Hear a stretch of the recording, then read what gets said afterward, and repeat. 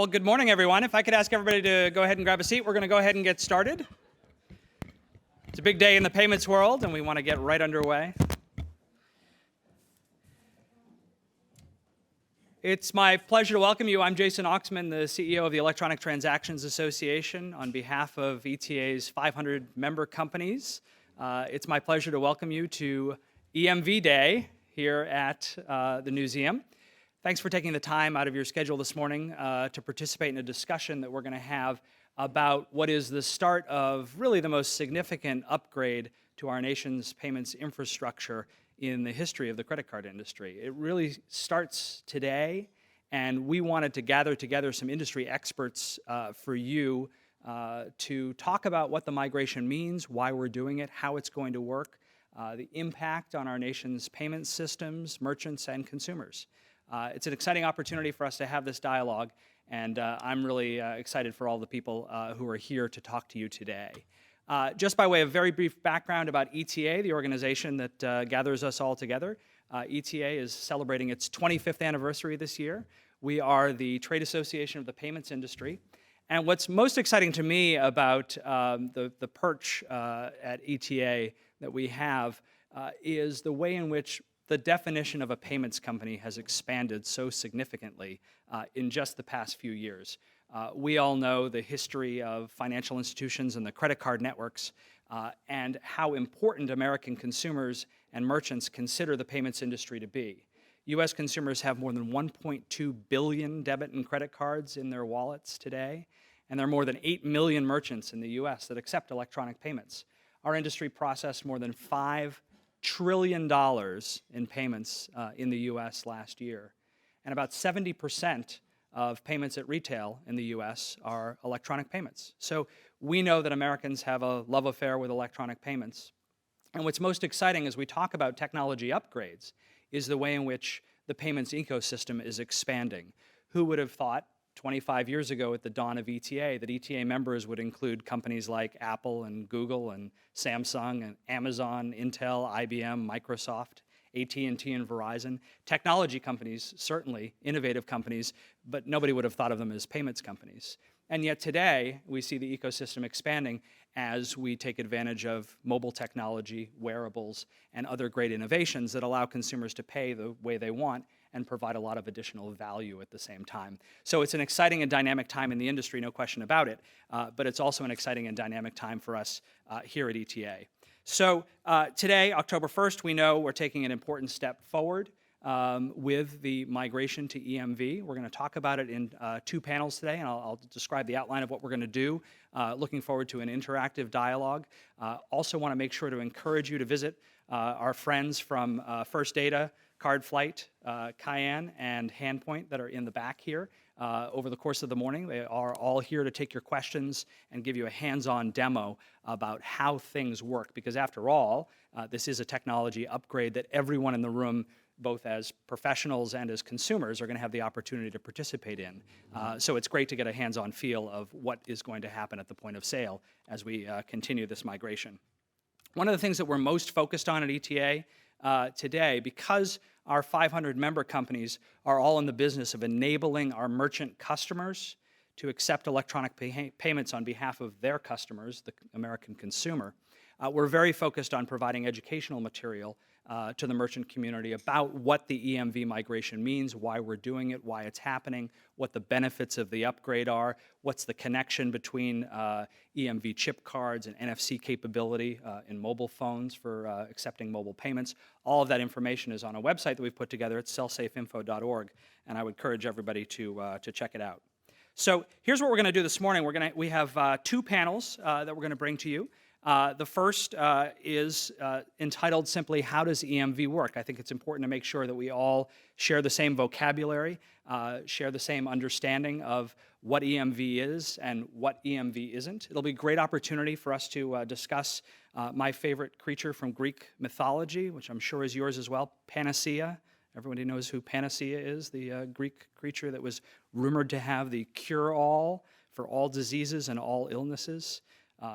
So we're going to talk about Panacea in the context of EMV. You can probably guess how that's going to come up. So we'll talk about how EMV works and how it's being implemented by one important segment of the merchant community, the hotel and lodging industry.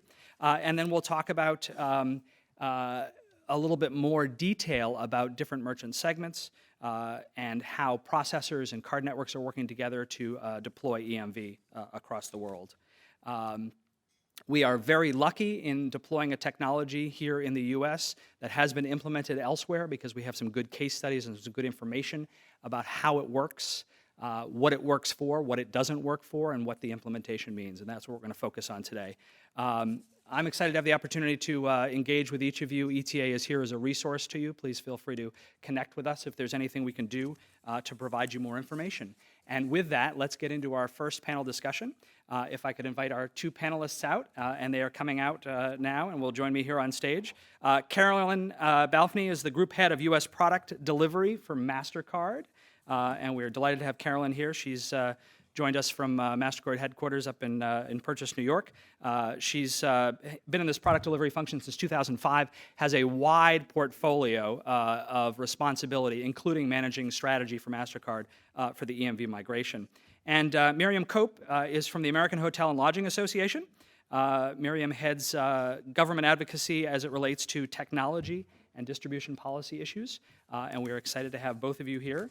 And I'm going to come join you right there in that chair, and we will start our discussions.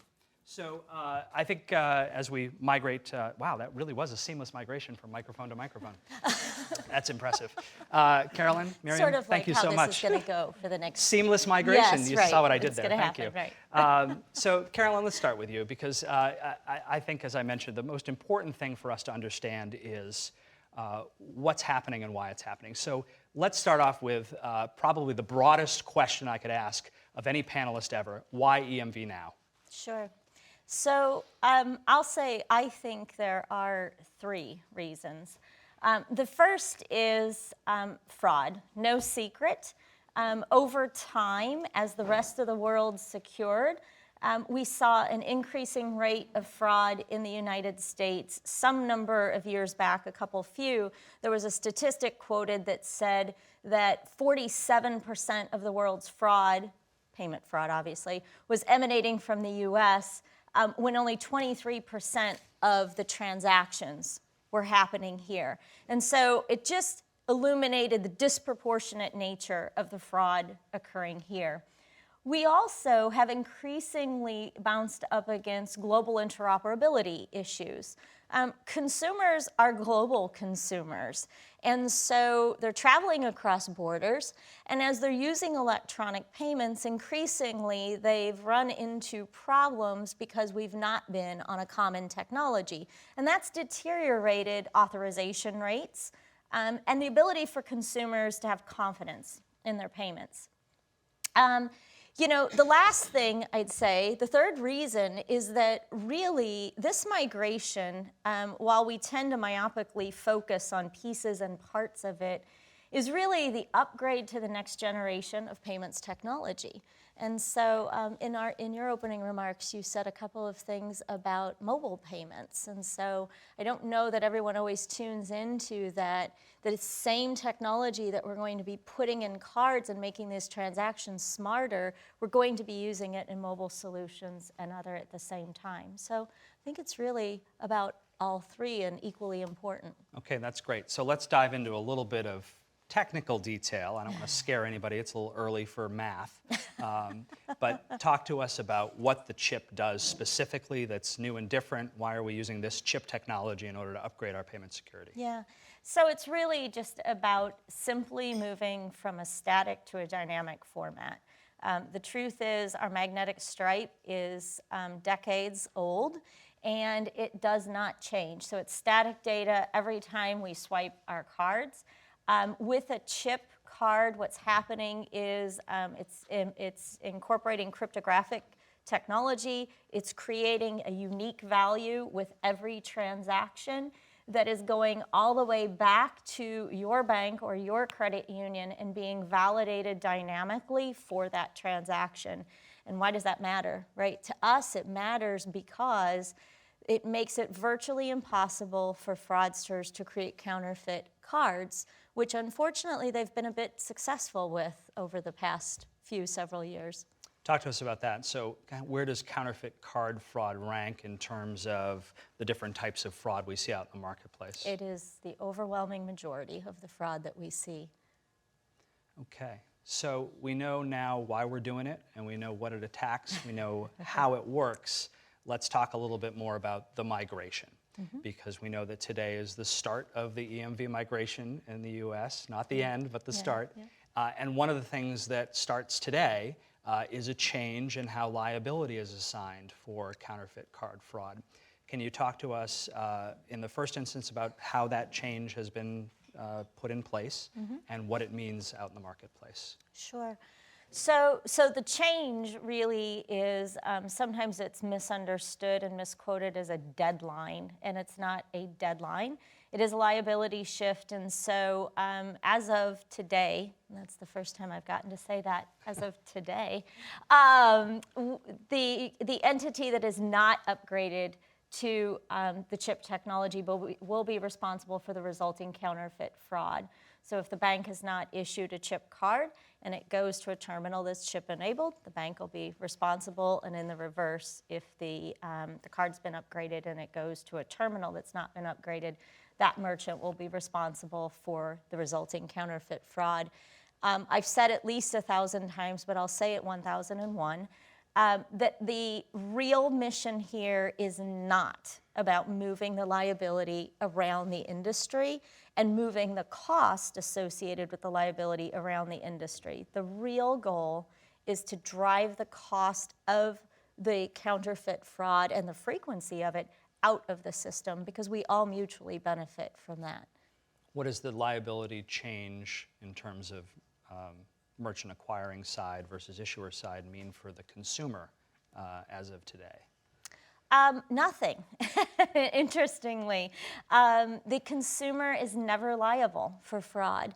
And that was true yesterday, and it'll be true tomorrow. Now, clearly, what it does change for the consumer is this issue of frequency of fraud, because when you have your account counterfeited, it does cause disruption. You're not liable for the fraud, but you have to wait those couple of days for your new card. You have to set up your recurring payments, and it's certainly disruptive. One more question to kind of set the stage before I ask Miriam to address about her constituency and what they're doing out there. Can you tell us where we are? I mean, we talk about today as the start of the migration, but of course, cards have been coming out into the market for a few months now, and merchants have been hearing about this and starting the upgrades. So where are we now as we get ready to start, and where do you think we'll be by the end of the year? Sure. So the industry has been collaborating around this migration for a good 3.5 to 4 years. And so there's a lot of great progress already underway. MasterCard just recently published that 40% of our credit cards as of August were already chip-enabled. There are hundreds of millions of chip-enabled cards already in U.S. consumer wallets. We've already got many merchants already have their chip terminals turned on. In August, we saw about 350,000 merchant locations enabled. And what's interesting for us is that we watch the distribution of that enablement. So it incorporates big box retailers, it incorporates regional retailers, and it incorporates hundreds of thousands of local merchants. And that's really positive for us, because we see the distribution of activity. That means that U.S. consumers, more places that they go every day, are going to be able to make secure payments. We recently had one retailer tell us that the day they turned on their terminal, some 60% of their transactions immediately became chip transactions. And so those are real, secure transactions that everybody in the ecosystem is going to benefit from, but the consumer is too. And so, yes, we're at the start, but I think we're off to a roaring start. And the projections right now are that by the end of 2017, some 98% of the cards in the terminals will both be enabled. So virtually, we can sort of think we might be near done by that period. And I know I promised I'd move over to Miriam after this, but just you made me think of one more thing I wanted to ask you. How does that track with the rest of the world? Because we have a lot of experience from outside of the U.S. about the EMV migration. So how does that roadmap, looking to the 90% range in 2017, how does that compare with what we've seen in other markets that have migrated? Well, we're a bit like the dark horse. We came from way behind, no secret. The rest of the world migrated well before us. But we're going to really accomplish this migration as projected very quickly. Many other markets have taken multiple years to get to a full migration. And I think it's important that we reflect on some of those statistics because Mexico, for example, or Canada, for example, did not achieve 100% of cards and terminals being enabled within a couple of years. It took multiple years. And yet, over a 4-year period, sort of 08 to 12, I think, they respectively saw a 61% and an 84% drop in counterfeit fraud. And so I think we're going to go slightly faster than other markets, but we also are importantly going to start to derive the benefits from the migration well before we get to that 100% of cards and 100% of terminals ratio. Right. We'll come back and talk about a couple more issues related to the migration, but Miriam, thank you for being here. Thank you. Let's talk about the merchant's perspective. You're members of the Hotel and Lodging Association. Obviously, you have a large number, thousands and thousands, tens of thousands of member companies. Can you talk to us a little bit about, from your segment of the merchant community, what the EMV migration means to the hotel and lodging industry? Well, I think it's important to know a little bit about the lodging industry to frame what the transition means for our segment. But we have about 52,000 properties in the U.S. currently. About 29,000 of those properties are under 100 rooms, and many of them are single owners. We also have the very recognizable brands as members of the hotel community as well.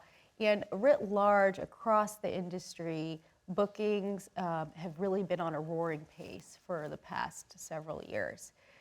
We've actually had the longest straight years of growth ever, and we're very excited about that. And part of the reason for that is because the hotel industry has actually been phenomenally successful in moving bookings to every type of channel a consumer could ever want to book on.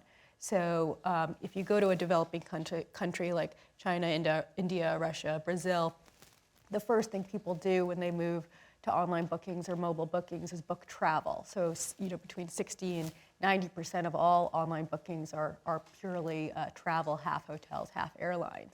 And so we've been very, very excited about this transition to mobile payments and been very forward-leaning on new payment technology in general because we want to make sure that the consumer can easily book a room whenever they have an inclination to do so. So that really sort of frames the issue in terms of our industry growth and our industry approach towards payments. And then secondly, when you look at the security issues, hotels are a business of people. We want to make sure people feel comfortable coming to our properties, that they return to our properties, that they feel safe, that they have a good experience. And so security has been a long-term interest of the hotel industry, and it's really woven into our fabric. We want to take care of people. And so in general, I think that the industry has been very motivated to adopt the new terminals and adopt these new payment card technologies to make sure that the transactions that people are undertaking when they're at the property are safe. But if you think about the number, 52,000, and the number of terminals in each hotel, it gives you an idea of the magnitude of the shift. And I think that that's really important to emphasize to everyone here, is it is huge transition.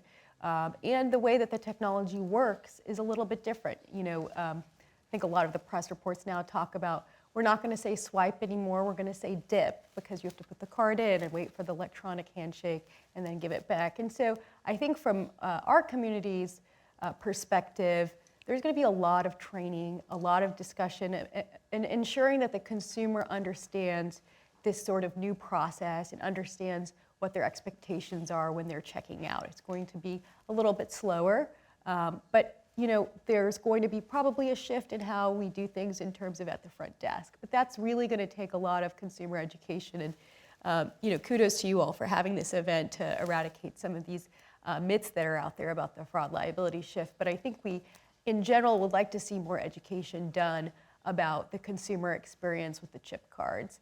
And then secondly, in terms of actually addressing counterfeit card fraud, we do think it's important to address that. That is an issue amongst industries writ large.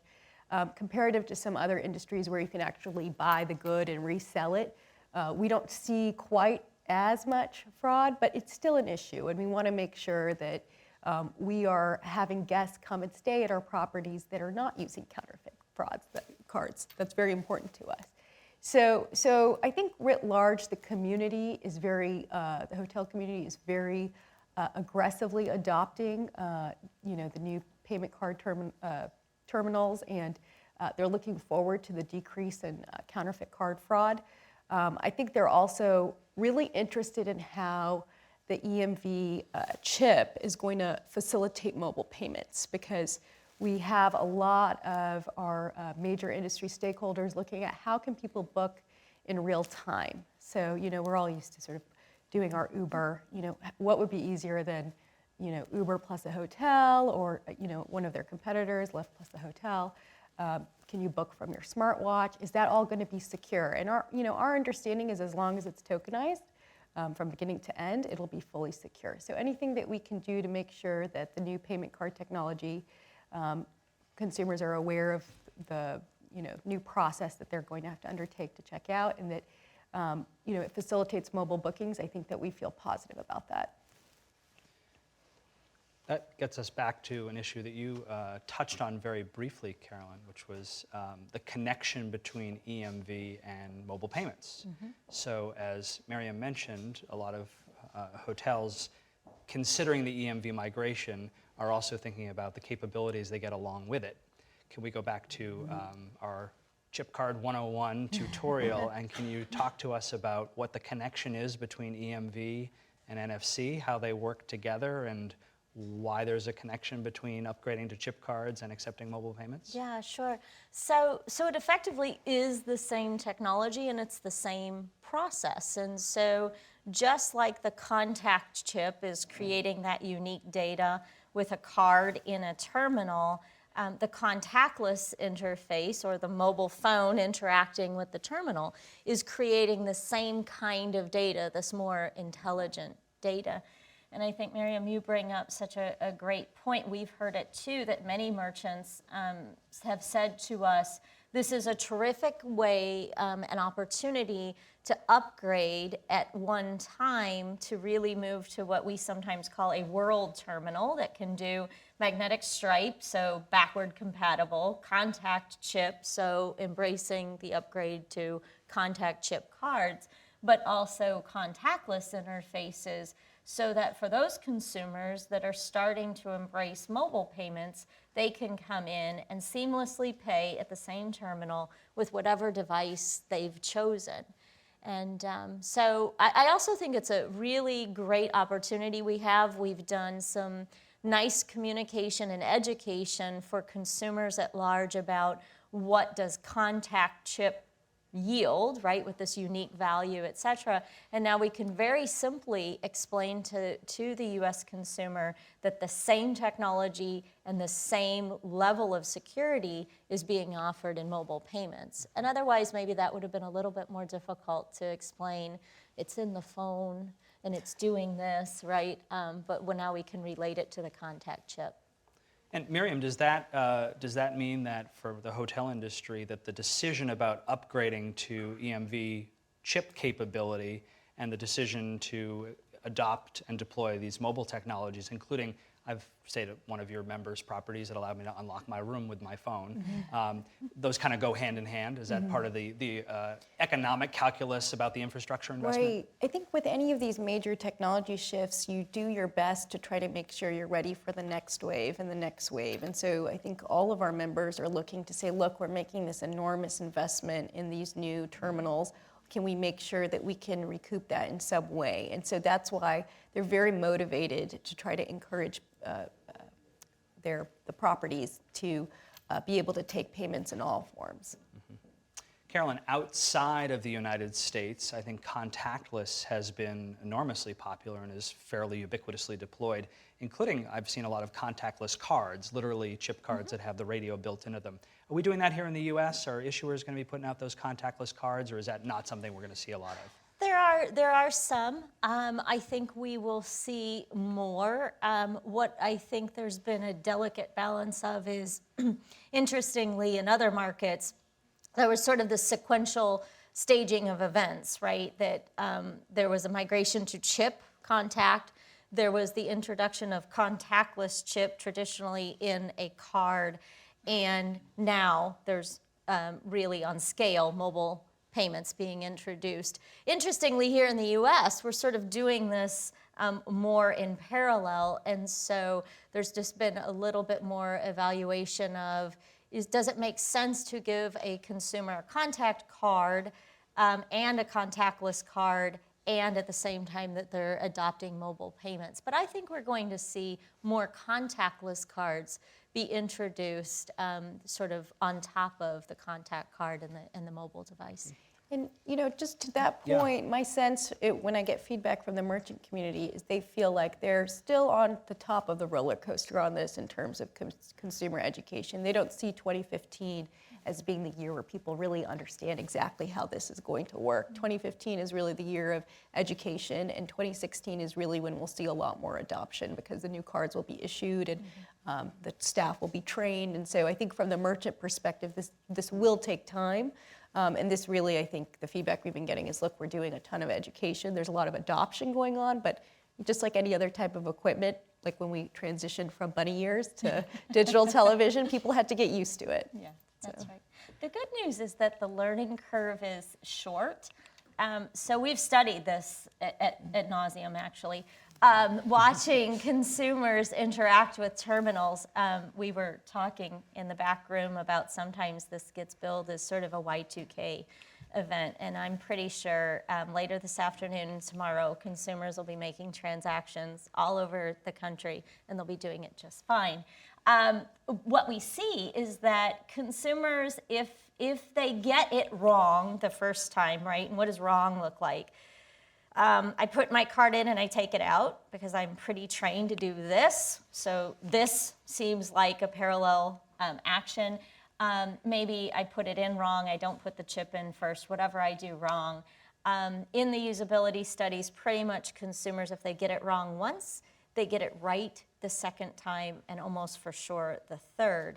And so for those retailers that are enabling now, I think some of them are doing just a spectacular job of training their clerks, and the banks are doing a nice job educating the consumers ahead of time. And what that's bringing together is some successful first and second transactions. So hopefully that'll pay dividends forward then as more merchants are enabled. The consumer will already have a nice training base. So another thing that's a little different about our rollout here versus Europe is not just the contactless versus contact and the way in which we're rolling that out. We also know that when chip technology was first introduced in Europe, every card had a PIN with it. And we know that here in the US, we're doing things a little bit differently. If you have a PIN attached to your card today, you'll still have one attached to your card in the chip world, but we're not migrating to mandatory PIN for all transactions the way it was done outside the US. Can you talk to us a little bit about the history of why that happened outside the US and why we're doing things differently here? Sure. I think it's a couple things. One, we're at a different point of evolution. Two, we are not a single solution society, and this is not a single solution issue, right? So this issue of how we identify ourselves really addresses lost, stolen fraud, which is a significantly smaller portion of fraud than counterfeit. Back to our earlier conversation, counterfeit is the overwhelming majority of the fraud that happens in the US. We're at a different point of evolution in that many other countries were trying to resolve the transaction locally, meaning the transaction couldn't go online and go all the way back to the bank for decision. And so having some type of verification that the card and the terminal could reconcile right there was important. Some of those countries also did not have as sophisticated neural networks. So the networks at the banks and within the brand networks were not as sophisticated in identifying fraud. And so an additional layer was even more important. And we're at a different point in time in terms of the evolution of ways consumers can identify themselves with transactions. So PIN is still very effective, and to your point, many cards will carry PINs, and consumers adapt to them just fine. We go to ATMs and use PINs at point of sale all the time. But we're also seeing on scale the introduction of other solutions like biometrics. So with some of the mobile solutions, all the consumer has to do is put their finger on a scan, and we're using fingerprint. We've got pilots going on with facial recognition, iris scan, voice recognition. And so we're going to see a number of solutions. And this just, I said it's not a one-size-fits-all sort of issue. Fraud isn't, as you know. And in fact, we've got to be continually evolving that and innovating so that we stay ahead of the fraudsters. So we'll see PIN, but we're also going to see biometrics, and we're going to see other techniques in the future to stay ahead. One of the things I think is interesting about this migration, and we heard this from Miriam about the hotel and lodging industry, is there is an economic calculus for merchants to make about whether to make the investment in the infrastructure. I mean, it costs money for merchants to upgrade, and some merchants have more of an experience with counterfeit card fraud that would make the upgrade make more sense than others. Do we have data about what merchant categories are more susceptible to counterfeit card fraud and therefore should or are more likely to make the upgrade versus some categories that may not have any experience with it and may decide, it's okay to wait a little while and I don't need to do it right away? So we do. Here's how fraud goes, and it's not that hard to figure out, right? Typically, you see higher rates of fraud where the product that they can obtain has a higher street value. Electronics make a great example. Probably, you said before, lower levels of fraud because they can't resell, right, what you're offering on the street. What we're seeing in terms of category of enablement is that it's running exactly on those lines. Where we see the higher rates of fraud is where we're seeing the early enablement of terminals. And that really is a bit by design. That's how the liability shift really empowers everyone to make their own decisions about when they enable. And it stands to reason right then that the merchants that have a higher propensity for fraud are the first that are making that internal business case to migrate to chip. And very similarly on the issuing side, the banks are making the same synonymous decision to migrate those cards that have a higher propensity for fraud. So we see the enablement running along the lines of where the fraud is seen most, which is exactly what all of us should want to see, because that's where we're going to yield the greatest value. It's probably not the little dry cleaner on our street corner that's really worried about the fraud and that's going to see a high level of fraud. Right. I promised that I'd bring Greek mythology into this, so we have just about run out of time, but I want to get this last little point in because I think it's an important one. Panacea. Chip cards are not a panacea, Carolyn, right? They address, as you mentioned, one type of fraud. Let's talk about what they don't do. What is the experience with other types of fraud outside of the U.S.? What can we expect after the chip cards are implemented here? And what else are we doing to address other issues that the chip card doesn't address? Yeah, sure. So what it doesn't address, right? It doesn't address online fraud. And what I think is important is that everybody realizes that this isn't a sequential endeavor. So we were joking about the migration being over tomorrow. And Jason said to me, so what are you going to do tomorrow? The fact is, right, is that we have seen an increasing rate of e-commerce transactions for a number of years. We've been instituting a number of layers of security in that segment. We will continue to do that.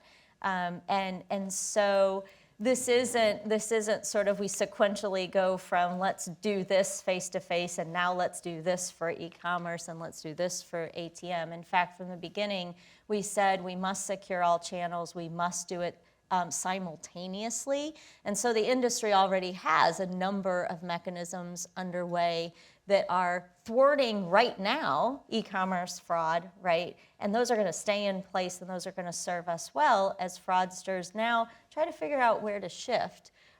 We're already secured in some of these channels. And I think for some of the other markets, again, it was a different point in evolution where they were just transitioning to see a growing volume of online payments at the time that they were migrating also face-to-face. At AHLA, we have seen actually already a bit of a shift to fraud in the online space, and that is a concern for our members. There are websites out there that pose as the hotel website. And of course, that becomes much harder to figure out the difference between the hotel website and the actual website when you're looking on a mobile device because it's a much smaller screen space. And so we have been talking to a number of consumer protection groups and consumer advocate groups about the issue, and the FTC really recently put out advisory. So we're very happy to hear you all are working on that space. There has been some questions. Our chief security officers really look at security as a layered approach, and it's sometimes like whack-a-mole from the way they describe it. So, we might be tamping down counterfeit, credit card fraud right now, but of course, fraudsters want to move to the area where there's the most transactions and the most success. And, just by way of reference, in 2014, we had about 154 billion in hotel bookings in terms of online transactions. So that's about 70,000 bookings a day just in North America. Wow. So it really is, if they can get, 0.00001% of that, they would love to. So we really encourage you all to keep those efforts up, and we appreciate that. Thank you. Absolutely. Carolyn Belfany from MasterCard, Miriam Cope from the Hotel and Lodging Association, thank you very much for sharing your thoughts with us. Thanks for having us. We're going to move right into our second panel and continue the discussion of EMV. I would like to welcome both our furniture mover to the stage and also our panelists. I will introduce them to you as they come up on stage. Our second panel is a discussion of how EMV is being implemented. So now you've had the opportunity to hear about how EMV works, what it does, what it doesn't do. Now we're going to talk about implementation of EMV in the marketplace, which I think is a very important discussion for us to have. And again, we have a great group of experts for you who are going to join me on stage in just a second, and I will introduce them to you. So let me ask our panelists to come on out, and I will introduce them to you. So first up is Laura Knapp-Chadwick, who is the Director of Commerce and Entrepreneurship at the National Restaurant Association. And I guess it's just you and me, Laura. That's great. No, it's not just you and me. That's good news, too. Here comes Dina Karhuni. I'm going to get this. Karhuniemi. Did I get it? Yes, Karhuniemi. I got it. Dina's Vice President of EMV Strategy for Chase Payment Tech, one of the nation's and the world's largest processors. Kim Lawrence, Financial Consumer Products Executive at Visa. Welcome, Kim. Thank you. And Linda Sherry is Director of National Priorities for Consumer Action. We're delighted to have all four of you here. I'm going to come back over and join. And I guess by the order that we're seated, Laura, I'm to come to you first. Is that right? Okay. Does that sound good? Okay. What would you like to talk about? No, when I tell you what we'd like to talk about. How about that? No, thank you all for joining. And as I said, we had a good opportunity to get an overview of what EMV is. And now I think it's important to have a good understanding of the EMV implementation process from the perspective of a number of different constituencies. And restaurants, obviously, electronic payments very important to restaurants. So Laura, I think it'd be enormously helpful if we could just get some insight into kind of what the impact of fraud is on the restaurant industry, the decision-making process that your members go through in deciding whether to invest in EMV migration, and what you're hearing from your restaurant members about the chip card upgrade. So I'll turn it over to you. Sure, thanks, Jason. So I've been at the Restaurant Association for about a year, and what I've learned in this year is that restaurants, just to frame the issue much like Miriam did, restaurants operate on a very small profit margin. So we don't have a lot of money or a lot of capital to invest back into our stores. We have a variety of different challenges, food costs, labor costs, so when it comes to these sorts of items, or honestly any upgrade in a restaurant, we have to take a really critical eye at them. Coupled with that is the fact that restaurants have never been a very popular place for fraudsters to use fraudulent credit cards. The amount of fraudulent card use in a restaurant environment is infinitesimal. So the liability shift, we have long believed, isn't the right incentive for a restaurant industry to get us to migrate to EMV. EMV, as we all know, if we heard on the first panel, is the solution to the counterfeit card problem. And its counterfeit card problem is just not a problem that we suffer from. But that's not to say that restaurants aren't concerned about the payment process, protecting card data. There are a variety of steps that restaurants do take to do that, and we are, as this EMV liability shift has come upon us, as we move forward, restaurants are looking to incorporate other technologies that we believe better protect the payment process. What are some of the other technologies that restaurants are considering? Obviously, the point of sale for a restaurant is a little different here in the US than it is outside of the US. We don't have a lot of customer-facing terminals, for example, and obviously the experience at a quick service restaurant is different from a tablecloth restaurant. So what are some of the technologies that your members are looking at? Right, so I think broadly, I mean, even if you're a quick service or a full service, so the back end looks pretty similar. It just depends on if the card is leaving the customer's hand. Obviously, at a full service restaurant, it is sort of baked into our restaurant culture that the billfold is presented and then you give your card and then it's taken away. But nonetheless, no matter what your vertical is in the restaurant industry, restaurants are looking at tokenization and encryption as an answer to the payment card security issue. And as restaurants are considering what to do in this space, integrating EMV and then also rolling it out, I think once we get through these clogs in the system in terms of getting the equipment and the certification, I think we will begin to see, beginning of Q2, Q3 next year, lots of big restaurant chains coming out and saying that they're doing EMV, but they're also doing tokenization and encryption. And what does that mean? Just not to get too technical, but what does that mean for the tablecloth restaurant, where, as you said, the experience is the card goes out back? How do they implement EMV?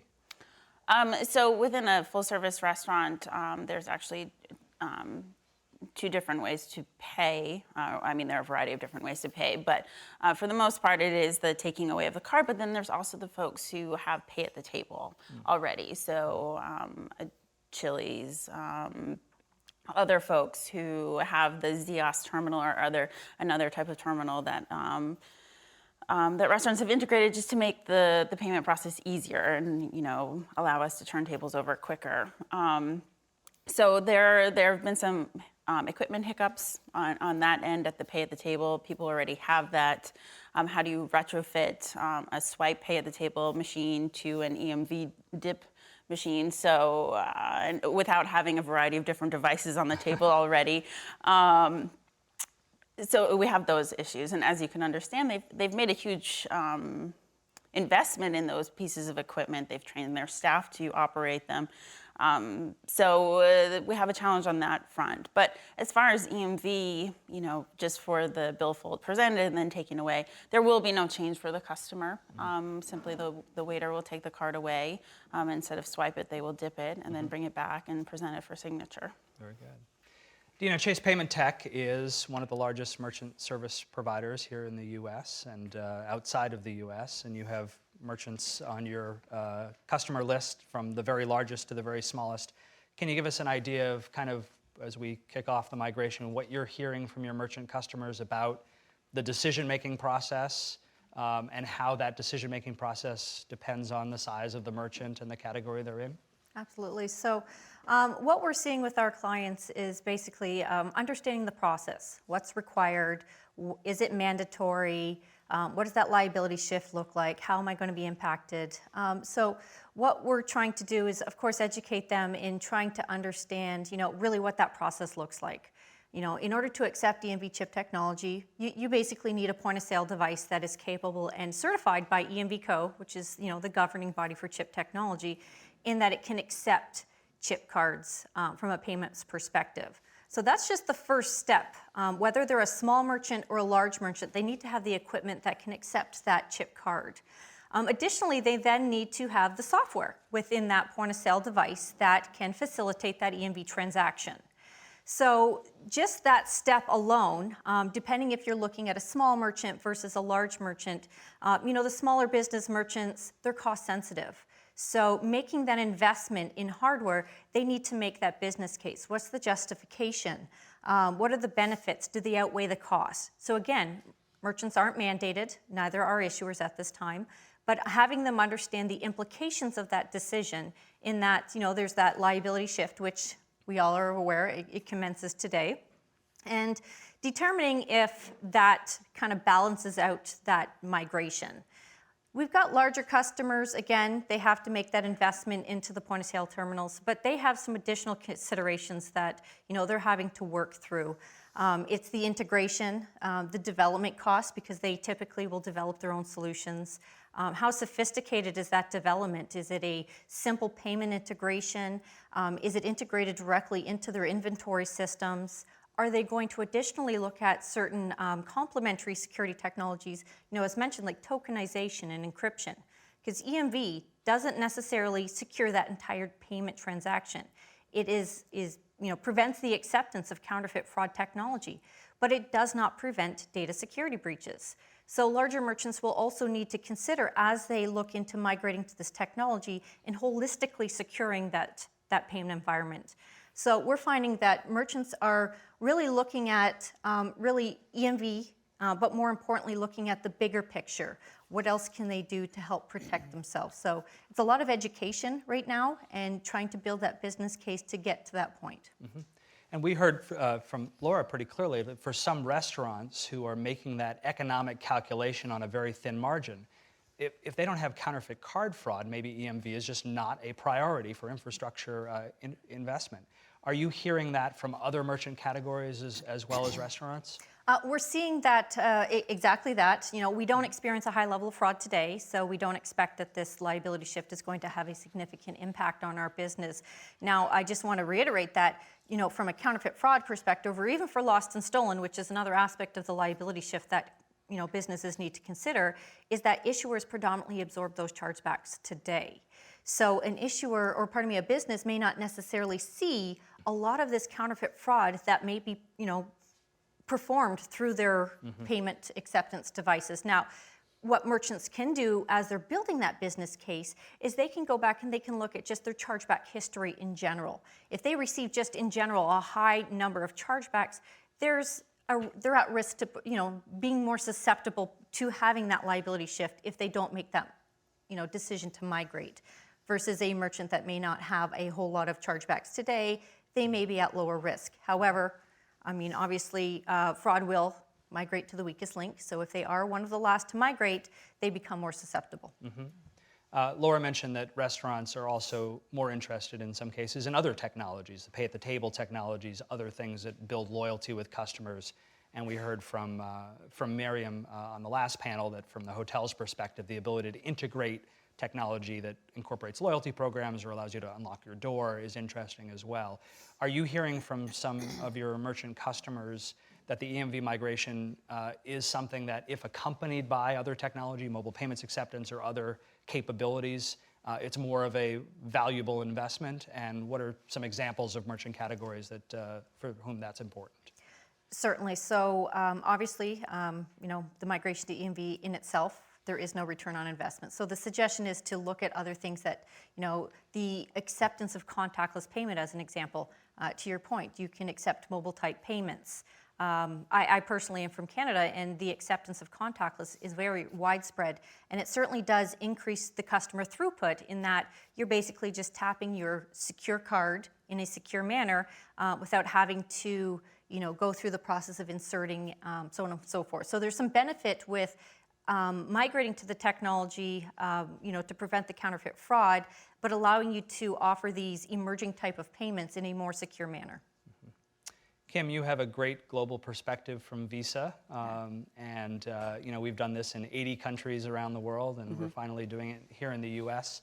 Tell us a little bit from Visa's perspective about what today means as far as the migration and what you're looking to have happen in the next few months, and how that is informed by the experience of the EMV migration outside of the U.S. Yeah, the U.S. is definitely the last market to move. I shouldn't say the last market, it's the last market of the size. Right, sizable Papua New market. Guinea hasn't migrated yet, right?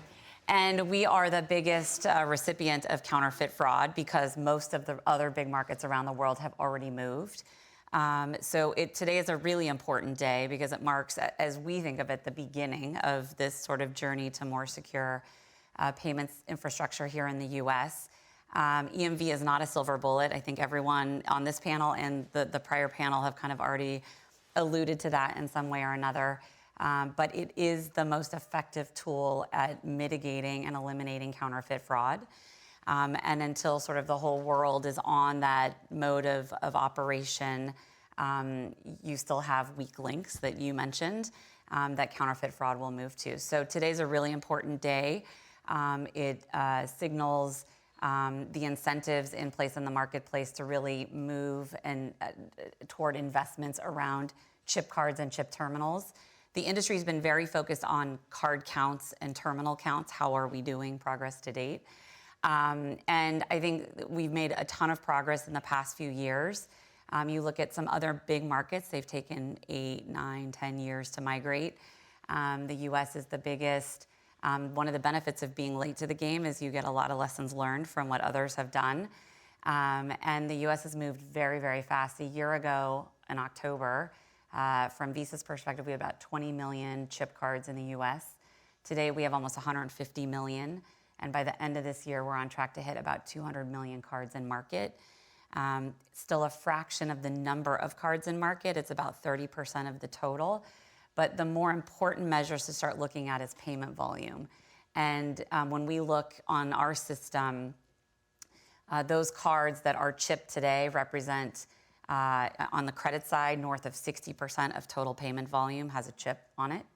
And north of, I think, 35 or 40% of the debit volume has a chip on it. Is that because of the major issuers putting those cards in the market that represent the most card holders? It's a combination of the major players that are out in the marketplace with chip, and all of the issuers that have issued have prioritized their portfolios based on who's spending the most, right? They're kind of optimizing their investments.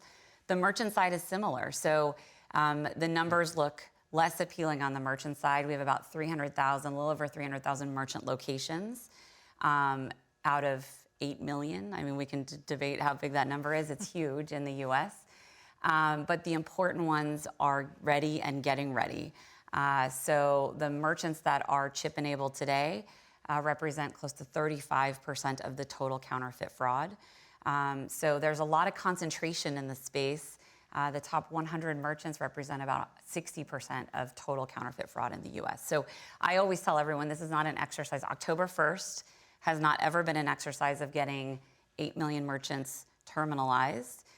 It's an exercise in what we've already heard today from others on the panel around prioritizing your investments, making good business decisions, It's not a mandate, it's not a requirement, but really understanding where you should prioritize your investments.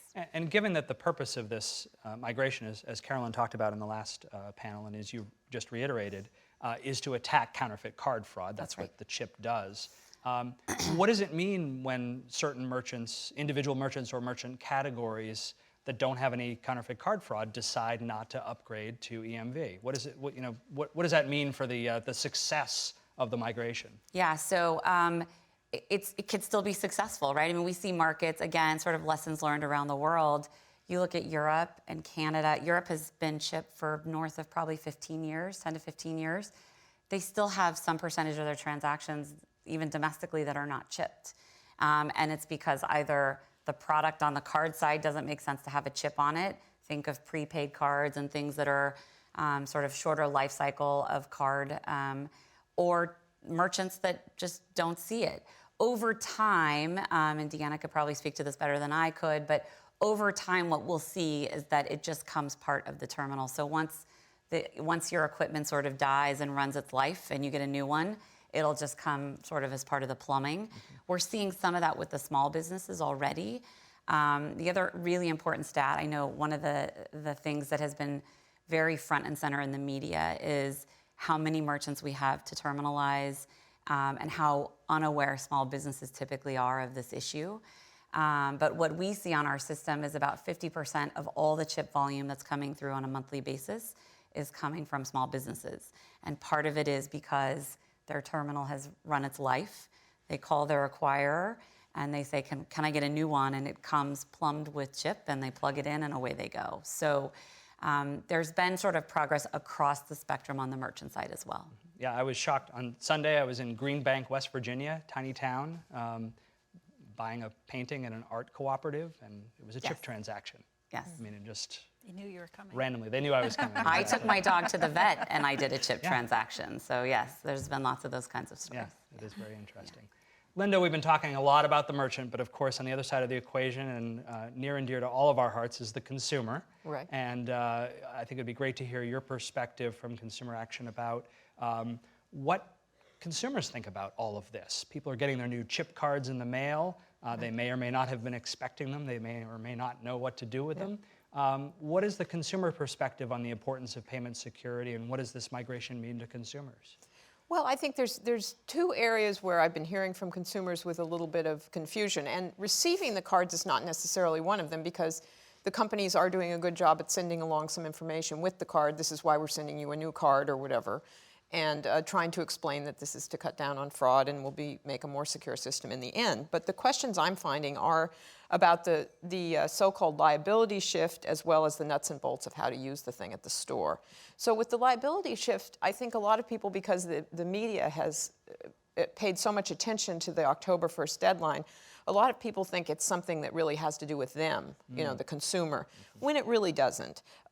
So I've gotten questions such as, you know, my card issuer didn't send me a new card by October 1st. What will I do? You know, that kind of question, which of course it's not a card deadline. It's a terminal. It's a liability shift, and it's not even a hard deadline in the sense that you will still be able to swipe and go forward from there.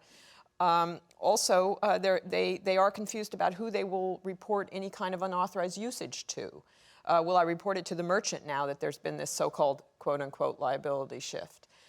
While it's always sensible to go to a merchant when you have an issue with a transaction first, no, you continue to go to your issuer as far as something that has appeared on your statement of your payment card. Then people just generally want to know, you know, how do I use this darn thing? And many of us have already encountered it at the retailer. Many of the retailer's staff have been extremely helpful in people understanding what to do with this. I think there's still some confusion about whether the debit credit issue, you know, when do they need to use a PIN? When do they not need to use a PIN? Will they still be asked for debit for credit? These are the kinds of things. I mean, it seems pretty straightforward that they will make this easy for consumers because they want consumers to continue to make their transactions without any problems.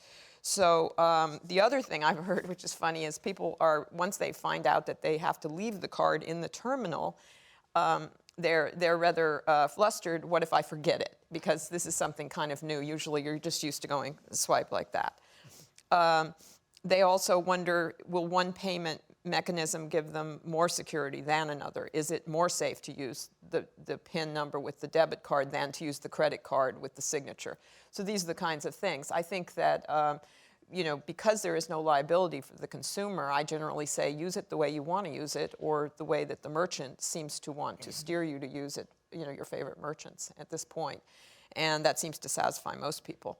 I'd like to put a plug in for a great fact sheet that we have on consumer-action.org. It's right on the homepage if you scroll down or under featured. And we've gotten a grant from Visa, thank you, to do this wonderful piece that just really explains what's going on for consumers and answers kind of all their top-level questions. Very good. Do you think consumers are aware of payment security issues? Do they care about it? Does it matter to them as they decide where to shop? I think it definitely matters to them, but I don't think it's going to necessarily send them running from one retailer to another. However, as time goes on, they may question at the retailer, hey, I went to this retailer and I did I had to insert to the chip-enabled terminal, and at your place, I'm not doing that. Why don't you want to enable this more, secure transaction at your store? I also think that it's very going to be it's going to behoove the retailers themselves to really train their staffs well, because the staff is the person. You can read all the fact sheets in the world, but when you actually get there to use the thing for the first time, to have a helpful staff member is golden. Very good. Deanna, let's talk about nuts and bolts of implementation at the point of sale for a small business. Now, we all know that the nation's largest merchants are done. I was at Home Depot on Sunday, chip card transaction. In fact, I tried to swipe it, the machine beeped at me, prompted me to insert my card. So the large merchants are done. But let's talk about implementation for a mid-size or a smaller business. What does it look like when they call Chase Payment Tech and say, I'm ready to upgrade? What does it cost? What does it involve? How does it work? How long does it take? Can you just walk us through a little bit about what it means to upgrade to EMV for a small business in particular? Most small businesses have what we refer to as countertop stand-beside devices. So there's not a whole lot of integration involved. They will need to look at again, as I'd mentioned, the hardware. So if they call their payment processor and express interest in wanting to be able to accept chip card payments, certainly they will be presented with many options in terms of what would make sense for their business. There's so many different terminal types out there that could be considered, from devices that can be connected to your iPhone or your iPad in terms of mobile transaction acceptance. You've got more sophisticated pay at the table type solutions that could address that, sit down patron type environments. Or you've got high-speed connectivity. How much memory do they want to support additional features? So it's not only just about, I want a device that supports EMV, it's what makes sense for your business. How are you going to present this device to your consumer to ensure secure transaction processing? Does that device need an additional external PIN pad to be attached because you can't necessarily hand over that device in a secure manner, or maybe you're behind a kiosk window and you have to have a PIN pad on the other side? So it's really just talking through with the client what makes sense, what are your needs, and offering the different types of solutions that would make sense that additionally support EMV technology to help prepare them from any susceptibility related to the liability shift. Speaking of interesting implementations, and maybe Laura, you can address this as well, but I was reading a story about bars that keep open a tab, and we're all used to going in and swiping the card, and the bartender gives it back to you, and at the end of the night they close the tab out. How does that work with EMV? Oh, no, you go ahead. Certainly. It's kind of like that whole pre-authorization, completion type transaction that exists today from a magnetic stripe perspective. So you can still use that card in a card present scenario, in that they initially insert the card to validate it's there and to initially hold funds, but it can be completed separately without having to represent that card. I'm asking for a friend. Yeah. You can still do that. Okay. It is still an acceptable transaction. Okay. Yes. Good. Laura, what are we going to see as far as payments technology going forward? You know, EMV obviously is an important component of the upgrade, but what are some of the things that you're seeing out there that are cool and interesting that your members are interested in deploying as far as payments technology? For quick service restaurants in particular, I think they've been very forward in adapting mobile payments and the like.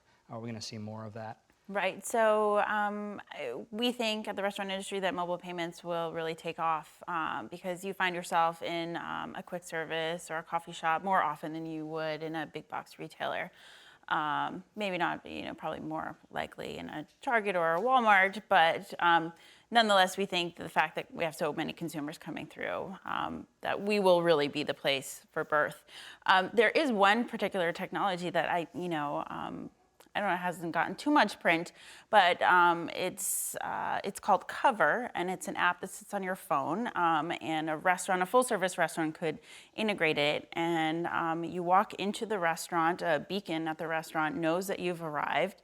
You tell the hostess where you'd like, that you're here, they seat you, you order, they bring the food out. All along the way, and I believe OpenTable has a similar functionality. All along the way, on the app, on the phone, your bill is being calculated. And once you're done eating, you just get up and you leave. It's like the Uber of a full-service restaurant. I was hoping somebody would use that phrase. Yes. The Uber of. So in that scenario, no card is exchanged with the restaurant. There's no chance for the waiter to take the card and copy down the number to then make into, a fraudulent magstripe card later on. Right. But along the way that we've enabled this very cool technology, we've made it seamless. There is a concern in restaurants that people tend to idle at their tables, and that gums up the works. And we want to get people coming and going. So we're excited about technologies like that, things that really take us, into the future. I think that people are excited by, magic, and things like that really, really are. That's great. Kim, let's talk about other types of fraud, because as we know, again, from outside of the U.S., chip implementation does a great job of addressing counterfeit card fraud. As we implement EMV here in the U.S., is Visa encouraging merchants to look at the same time, to look at other new payment security technologies that can be implemented along with EMV? And what do those address beyond counterfeit chip cards? Yeah, definitely. So they're not just Visa, but the industry broadly has been very focused on chip to really address the type of fraud it goes after, which is counterfeit. I think Carolyn on the last panel talked a little bit about what PIN does. Two very different tools, and maybe a good time to kind of just clarify that regardless of whether you use a PIN or a signature, chip is the tool all by itself that is effective at mitigating counterfeit fraud. The cardholder verification method, which is the PIN or the signature or the biometric or whatever we end up using to authenticate ourselves as the valid card holder, is really what goes after what we refer to as lost and stolen fraud, right? So the portion of fraud that is me stealing Deanna's card or device or whatever it is, and then going and transacting with it. Not to belittle that type of fraud, it's a legitimate fraud in the system. It's just a very small and hard to scale type of fraud. Visa's not shifting liability on that type of fraud to merchants along with the EMV liability shift. So really the incentive from Visa's perspective is let's get chip out there to address the biggest problem that we've got first.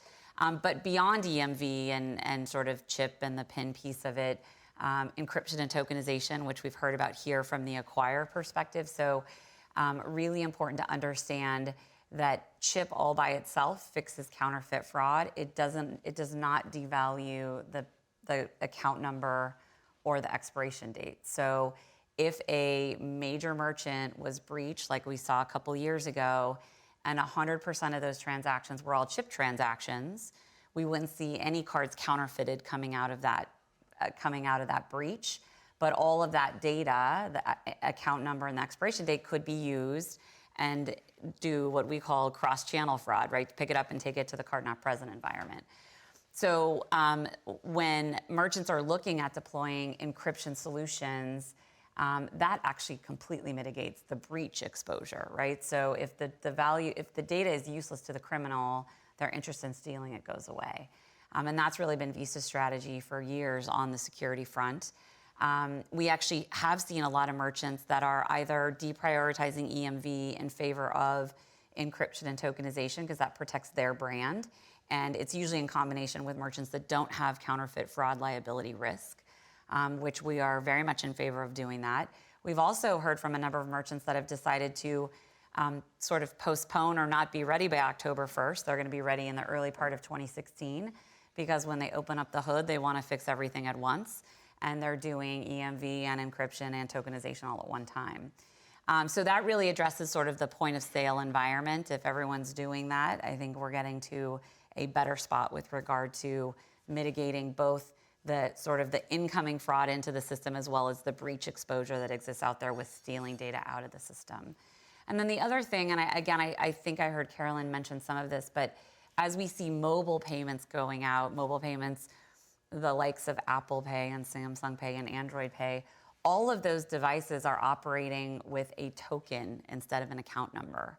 And so every time someone taps that phone at the point of sale, they not only get the benefit of the same EMV chip rails, it's just like a chip transaction, but instead of dipping it, you're tapping it. So you get sort of that dynamic, can't counterfeit it origination that's happening with the transaction. But you also get devalued data out of the gate. So you're never plugging in the account number into the system to begin with. So over time, as those types of technologies continue to be integrated into not just the card present space with mobile payments, but also card on file merchants in the e-commerce space, over time you sort of take the pan out of the wild, as we like to talk about it, right? You kind of take it out of the wild and you're just putting information that if stolen is rendered useless. And how is that going to be implemented in the marketplace? Does the merchant have to invest in equipment to do that? Is that something that happens on the consumer's phone? Is it something that happens on the network? How's that move forward? Yeah, so for the point of sale environment, and again, Deanna, you can comment on this, but what we see is most providers are deploying terminals that are ready to be dual interface is what they're referred to. So they handle both a chip transaction where you insert the card or what we refer to as contactless chip, which is a tap of either a card, which we see in Canada a lot, or in the US, which we've kind of leapfrogged that whole card thing and have gone to the mobile device. So there's definitely a hardware component. Most of the merchants are rolling that out or already have the major ones in some way or another. They may not be turned on yet, but most of the devices we see going out are capable of it. Yeah, and Deanna, can you talk a little bit about that and how much of a value driver for merchants that is to have that additional capability? Is it effectively the case that you get EMV, you're getting NFC, mobile payments acceptance for free along with it? On the most part. I mean, you got to have that value justification to upgrade the hardware. So, we call it future-proofing your payments. So not only are you going to get the hardware that is capable of accepting contact chip cards, but you'll likely also have that integrated NFC reader to allow for that contactless payment, whether it be a contactless card or whether it be a mobile payment allowing for contactless payments. So especially for the small business merchants who are upgrading that point of sale, they're getting that whole package, that future-proof experience so that they don't have to go and additionally upgrade their hardware in support of contactless payment in the future. And so that's the hardware side. What about on the software side or turning it on? I've certainly, and I think we probably all have been in stores, we see the chip reader there, we think, or those of us in the payments industry think, well, does this also mean I can use mobile payments here? Sometimes it's not turned on. Can you tell us about how does that work? You definitely need the software component to go with the hardware in the same manner that you need the software component for EMV chip card acceptance. So again, for most smaller merchants who have that plug-and-play solution, they're going to have the whole gamut. They're going to be provided a solution that can accept contactless. For the larger merchants where there's more integration, definitely that payment environment, they're going to have to make that business decision if it makes sense to develop the application in support of contactless payments. But knowing in some merchant verticals where contactless is known to help speed throughput, it's definitely a consideration, especially in the U.S. with the emergence of contactless payments as well. So they want to be there and they want to be ready to accept payments how the cardholder wants to pay. Kim, it's a great coincidence that EMV and NFC work beautifully together. I guess one question that I wonder about is, we're doing this chip migration for cards, but are we also working toward getting rid of cards entirely and making the mobile phone the new card? Is that the path we're on in the payments industry? Hopefully not in my lifetime. It's going to be, I don't know, in the US, we have close to 1 billion pieces of plastic. Yeah. I know there are more phones than that, but we've got a very small, mobile payments in the US is a fraction of what we see with card payments. So I do think there is a path to kind of that environment, but we haven't hit that inflection point of enough devices, enough in terms of point of sale devices where I can actually take my mobile phone and use it. There's still a pretty low awareness. I think a number of us I'm eager to tap my phone wherever I can. Right. You probably tap your watch wherever do. you can. But we are probably over-engaged consumers on that topic. Yes, perhaps. So for most people, I know. In fact, I have a good friend who works at Apple, and she was like, "What do you do at Visa?" I was like, "Oh, we've been working closely with you guys." And she's like, "On what?" Like she had no idea that it was even a component of their offering. So it's going to take a while. I think cards are going to be relevant here in the U.S. for a long time. I think it will be interesting to see when mobile payments come to some of the other markets. They're still in kind of very early stages in places like Canada and Australia, where they have a very rich infrastructure of contactless devices in place at the merchants. And they've got a very engaged consumer base that is used to tapping and not dipping. To see how quickly mobile takes off there, or if people still stick with cards. In the US, it's going to be interesting because I think when we get to contact chip, it's a slower transaction. A lot of it is perception. It's I have to leave the card in the reader until it's done with the transaction, versus I swipe it and put it back into my wallet. Right. But in the US, I think once we get to contact chip, we are a society of people who like to move quickly through the line. Merchants like to move us quickly through the line. So we may see a bit of a leapfrog effect go on where mobile might become a lot more interesting to consumers and merchants quickly. Yeah, and Laura, back to your original point about the investment decision in the infrastructure, we heard that for restaurants, EMV is probably not a huge priority, but for some of your quick service members, they've been huge pioneers in mobile payments.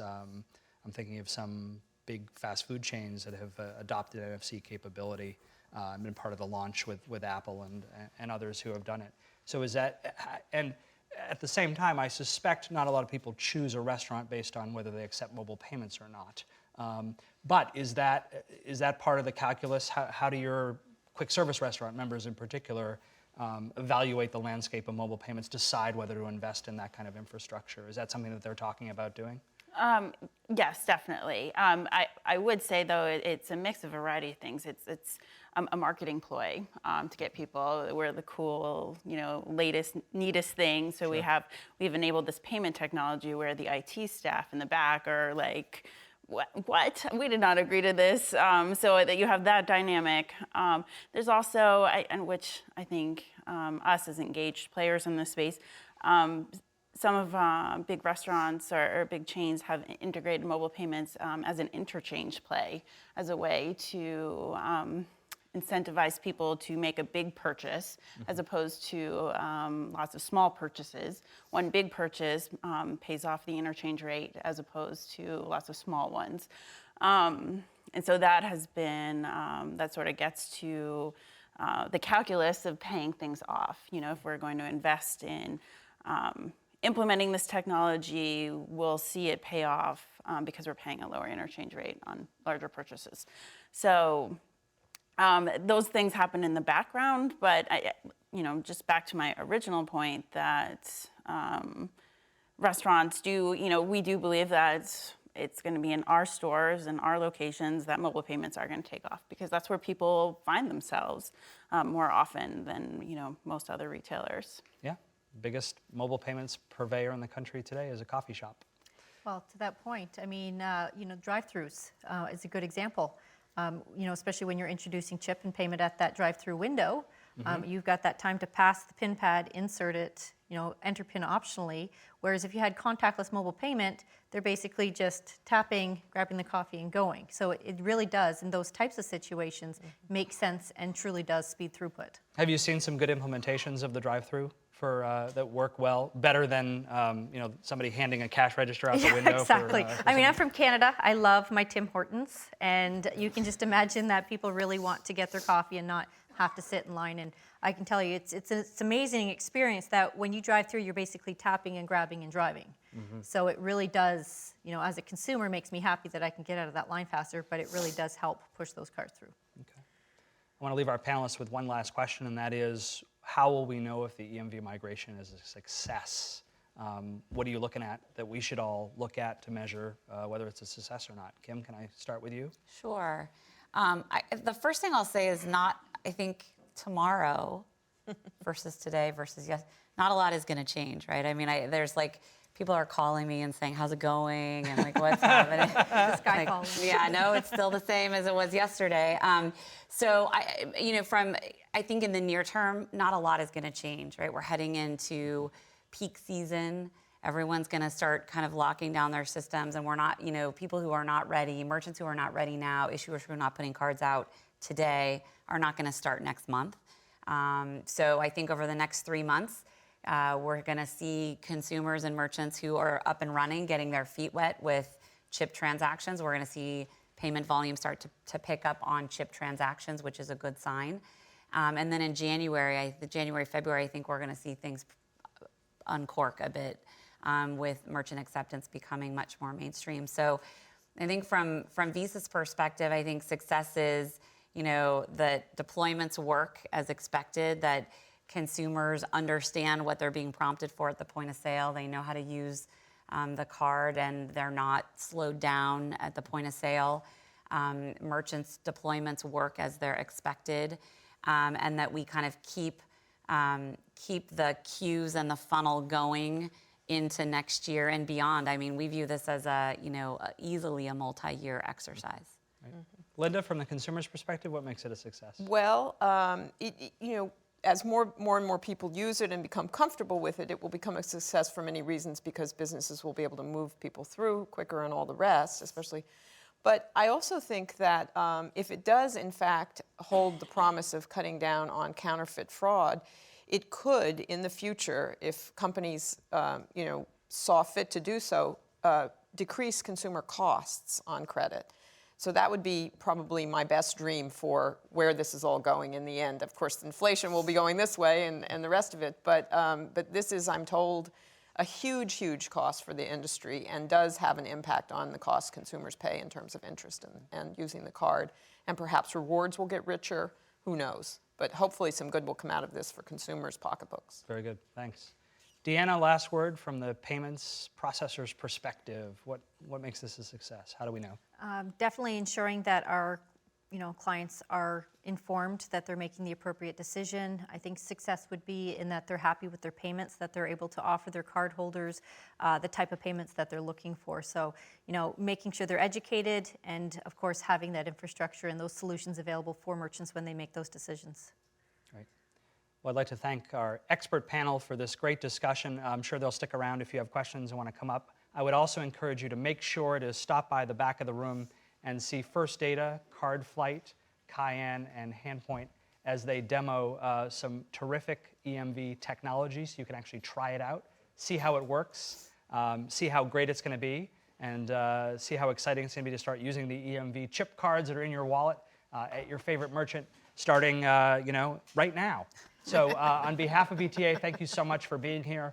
We look forward to being a resource for you as we continue the EMV migration, and we wish you all a pleasant morning. Thanks. Thank you.